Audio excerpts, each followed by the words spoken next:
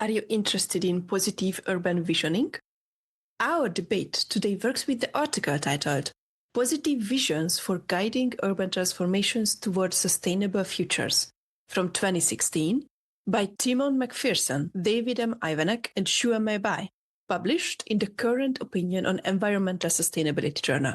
This is a great preparation to our next interview with Jocelyn Chu in episode 376, talking about the importance of creating visions for our urban environments to guide our actions.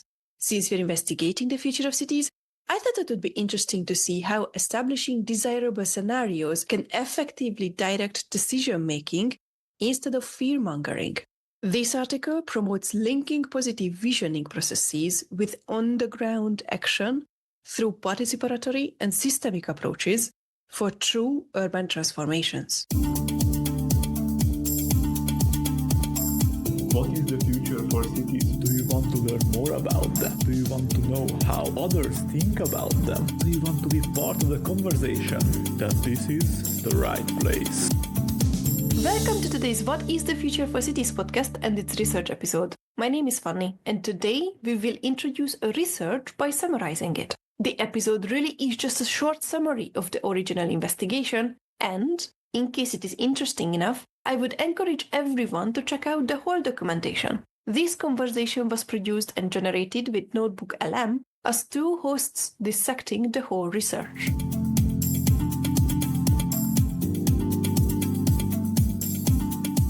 It's clear we're seeing incredibly rapid urbanization across the globe.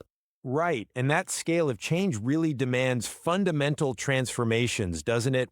We can't just tweak around the edges. It means rethinking how we plan for the future. And crucially, I think challenging those pervasive dystopian narratives we hear so much about climate collapse, societal breakdown, it can be paralyzing. Exactly. And to break out of that, we absolutely need what's called positive visioning, the deliberate collective crafting of a future state that is genuinely desirable, something people actually want to work towards. Okay, but here's the crux, isn't it? How do we judge if that visioning is actually effective? That is the core question for us today. Is the primary value of this positive urban visioning really derived from its inherent aspirational power, its ability to motivate, to inspire, to kickstart truly radical transformation? Or must its value instead be measured by its, let's say, systemic rigor and its immediate plausibility? How well does it actually fit within the incredibly complex dynamics of urban governance and, importantly, implementation? I'm going to argue firmly that those transformational and inspirational qualities are paramount. Visioning has to unlock what's possible, not just map out what seems probable based on today. And I'm going to contend that without that stringent systemic grounding, that inspiration, however powerful, risks remaining just a utopian wish list, detached from actionable reality. And if that happens, it fundamentally fails its main job: to guide effective implementation in systems that are inherently interconnected and, frankly, often contradictory. Look, transformation, real transformation, it just requires these major conceptual leaps forward. It needs truly game-changing strategies. When you have communities, governments paralyzed by fear, maybe apathy, often fueled by this relentless stream of negative forecasts, positive visioning is that critical first catalyst. It provides the motivational force needed. These visions, they serve as an essential wayfinder. They guide a course towards ambitious, positive trajectories that really defy the business-as-usual scenarios. By creating that shared, desired future state, we provide immediate direction for large-scale actions for behavior change, and we build the kind of community and political identity needed to initiate change that might otherwise just be rejected as too difficult or way too costly. I see why you think that. I do. Focusing on the power of that initial spark. But I come at this from a different angle. A vision is only truly useful if it can actually withstand the scrutiny of being implemented effectively. And that means it must be judged by rigorous quality criteria, specifically things like plausibility, coherence, and crucially, systemic integration. The challenge we often find, and the literature points to this, is that many current urban visions become effectively more of a utopian wish list than a methodical, systemic way of thinking about our desired future. And we see this breakdown because often planners rely on mental models that just fail to encompass the level of complexity required in these urban systems approaches. And if a vision's diverse goals are fundamentally in conflict, and they often are, the resulting implementation efforts will inevitably be diffused or even cancel each other out. Okay, but that brings us right to this tension, doesn't it, between radicality and plausibility. I'm sorry, but I just don't buy the rigidity of that argument, because it seems to implicitly suggest that truly transformational change must somehow already be evidence-based before the vision is even articulated.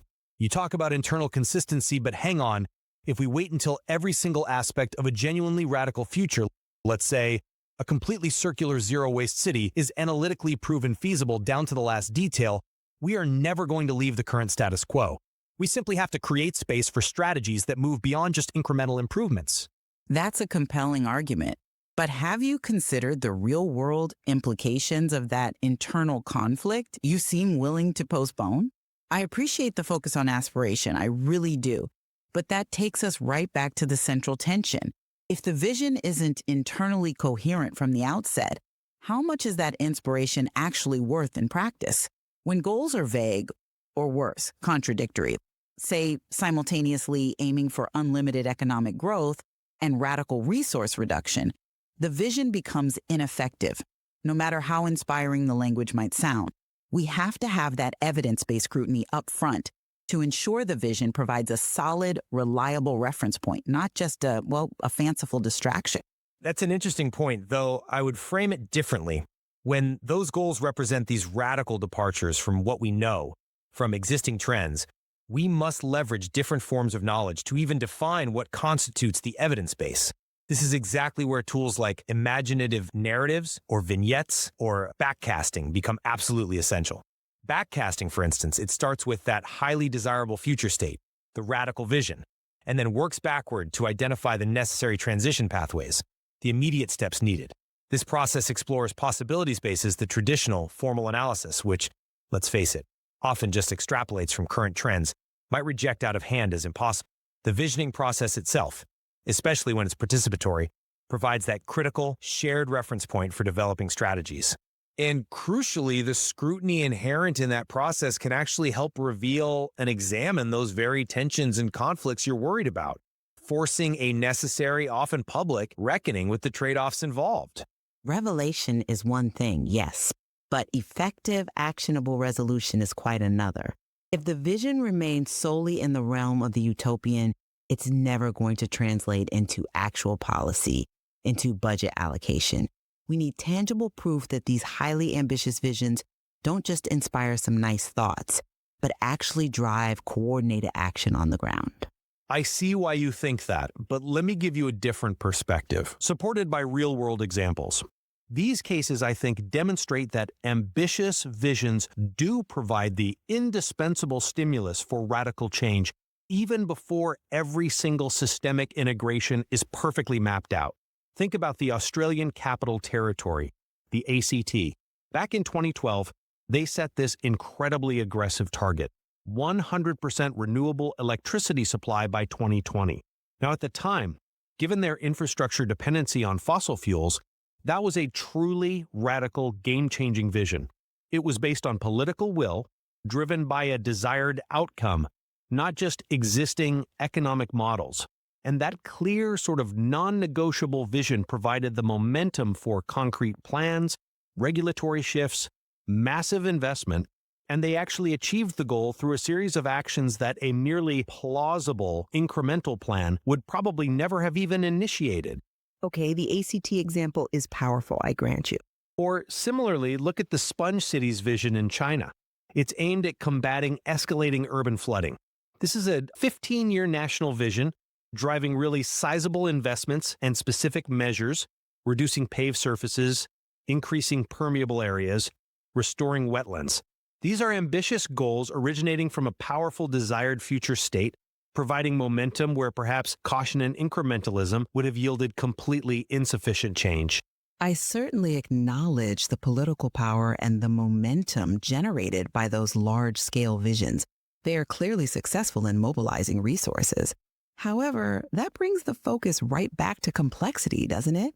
Which your aspirational approach, I think, tends to overlook, or at least defer in the initial design phase. We know from studies of master plans worldwide that most urban visions simply fail to assess synergies, trade-offs, and potential conflicts in a truly systemic way. And the risk there is that uncoordinated, piecemeal policies, the kind that often result from non-systemic visions, are ultimately just insufficient to overcome these persistent, deeply interconnected challenges. But surely the systemic analysis can follow the initial vision. That's a compelling argument. But have you considered the risk that this analysis later approach just perpetuates the status quo of uncoordinated actions? We need systems thinking tools integrated early to effectively handle the vast, interconnected dynamics of urban systems. Things like causal loop diagramming, ways to visualize complex feedback mechanisms.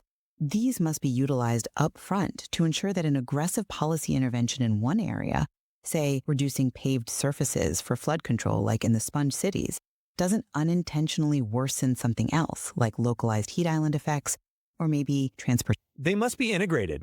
I absolutely agree. But I still maintain that integration can be part of the vision refinement process, not necessarily a rigid prerequisite for that initial imaginative leap. I have to disagree there.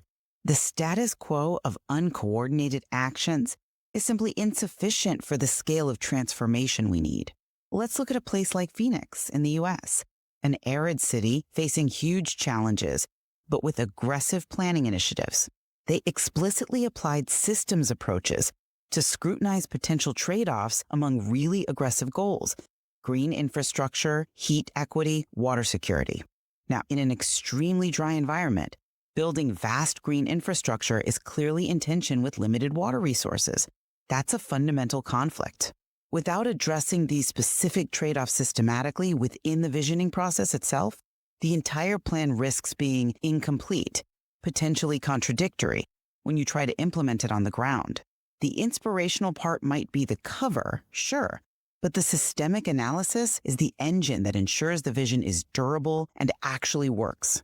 Focusing entirely on those systemic checks, though, doesn't that risk excessively dampening the long-term visionary thinking that we agreed is required for fundamental transformation? We should think about the concept of essential tensions that comes up in the literature on visioning processes, specifically that balance between short versus long-term time horizons. We probably need to set goals far enough into the future, targets like Vision 2040 or Nelson 2060, precisely to ensure the vision is sufficiently revolutionary, sufficiently transformational. That necessary long time frame, yes, it inherently means it will feel abstract in the short term, but that very abstraction is what allows for the imaginative space needed to create a radical departure from existing trends, without getting immediately bogged down by current resource constraints and perceived limitations. Setting the target far out certainly provides space for radical thinking, I'll give you that. But if the time horizons are too long, the goals risk feeling completely decoupled from immediate actionable needs. And then that transformative power you value so highly is just lost, well, to conceptual abstraction if there's no clear bridge back to the present. Regardless of whether the vision is set for 2040 or 2060, the goals and targets must still be evidence-based and tangible, at least in the short to medium term, in order to operationalize them. It's that tangibility connecting the long-term rhetoric to things like pilot projects, quantitative modeling, immediate empirical experimentation that allows the vision to actually guide on-the-ground transitions and transformations. A vision that can't be connected back to measurable current state metrics, however inspiring, risks remaining merely an intellectual exercise. Okay, we've definitely covered some substantial ground here, exploring that necessary, maybe unavoidable tension between dreaming big and planning smart. I still reassert that the foundational utility of causative visioning lies in its unique capacity to inspire and mobilize communities by defining that truly desirable future state.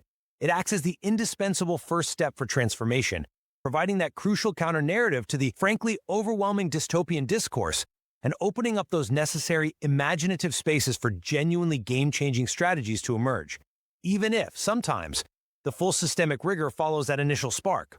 And I would reiterate that while inspiration is absolutely vital, we need it to overcome apathy and inertia, The true power of visioning for guiding complex urban futures is only really realized when it is rigorously scrutinized through systems thinking. We simply must acknowledge and negotiate the trade-offs involved and ensure conceptual coherence from the start to prevent conflicting goals from diffusing implementation efforts later on. A vision that mobilizes people is powerful, yes, but a vision that is both inspirational and plausible, systemically sound, that's the only one that truly leads to sustained, effective urban transformation. Positive visioning is, without question, a critical component for achieving the desirable urban futures we need. Indeed. And its efficacy, it seems, ultimately depends on how practitioners, researchers, all of us navigate that inherent, maybe productive, tension between aspiration and rigorous systematic application. It's a balance we will undoubtedly continue to explore. What is the Future for Cities podcast?